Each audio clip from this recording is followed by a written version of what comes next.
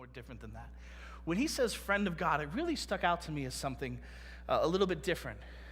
The relationship that Abraham has with God is a different one. It's an infamous one. In fact, I get a knot in the pit of my stomach whenever I think about Abraham's relationship with God, because what always jumps out to me is that moment that Abraham, this man who was promised an inheritance, family, he was going to have a family whose stars or whose number was going to be greater than the stars that were in the sky. He waits for years for his promise. I can't even wait 20 minutes to get something out of the microwave sometimes. This guy's waiting for years for a promise. This huge promise that he hears from God. Finally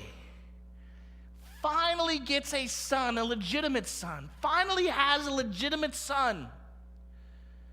The son begins to grow. He's old enough to start doing chores around the house. He's sitting on the couch watching the Steelers with his father. They're talking about all the great things that God, he's beginning to invest into his son. He's beginning to tell him about the great things of God. And then he hears, go sacrifice your son. I get a knot in the pit of my stomach just thinking about God asking me to do something like that. But Abraham does it because he's a friend of God. A friendship that I don't think I can fully grasp or understand.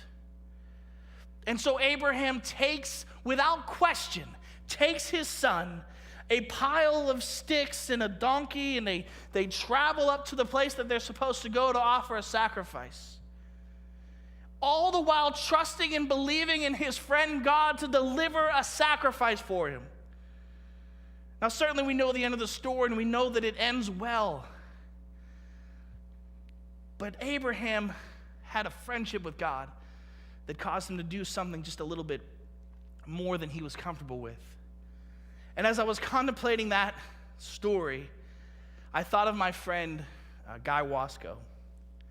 Guy Wasko and I met October and November of 1996.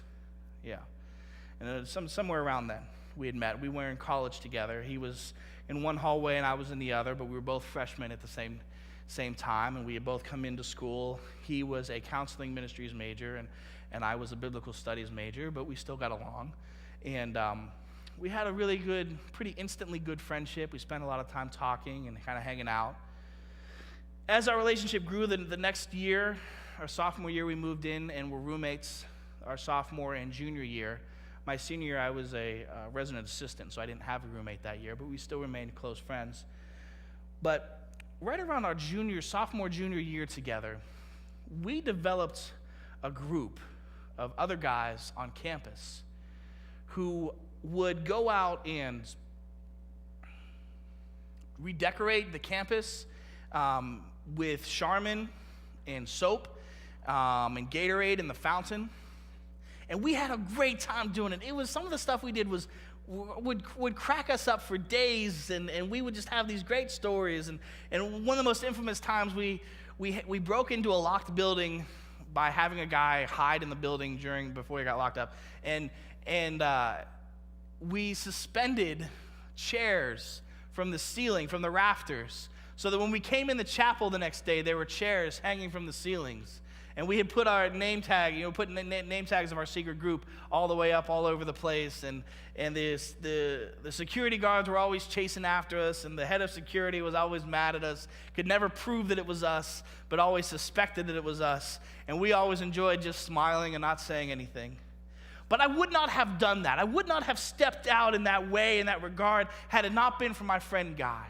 Because Guy was somebody that gave me the courage and gave me the strength to break a few rules and to have a little extra fun. I didn't need much encouragement, but I did need a little bit of encouragement to do that kind of thing, the harmless fun that we were having, that I needed somebody to help me with that.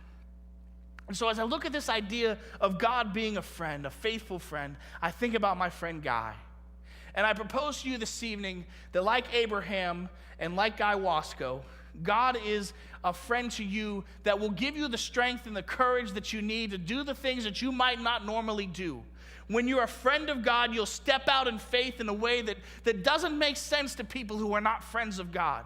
You'll find ways to step through hurts and frustrations of your past in ways that do not make sense to people who do not have that type of relationship, who do not understand the heart of God the same way that you might.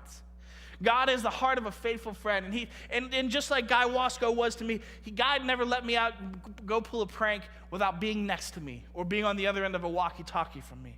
He was always right there with me. We always laughed about the things that happened afterwards. We always connected with each other in a really interesting way as we kind of did all these things. God is the same way. He's never going to kick you off the edge of your moment of faith and just let you fall. Not only will he be there to catch you, but he'll be holding your hand on the way down.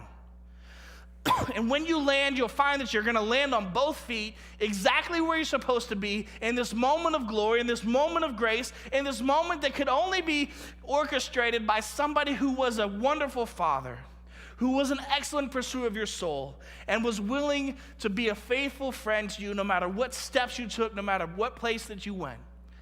The heart of God is like that. It's like all of those different things. It's one who just allows us to find peace and to find rest because we know that there is something and someone who is greater than us, who understands us, who loves us, who has compassion for us.